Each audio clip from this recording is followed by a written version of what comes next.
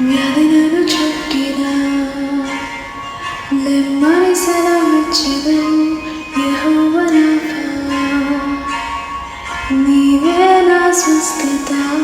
వ్యాధి నన్ను చుట్టినా లెమ్మని సెలవిచ్చెదను యెహోవా రాఫా. నీవే నా స్వస్థత. గడిచిన కాలము నాతో ఉన్నావు, నేడు నా తోడు నడుచుచున్నావు. సదా నా తోడే ఉంటావు. ఎగసిపడే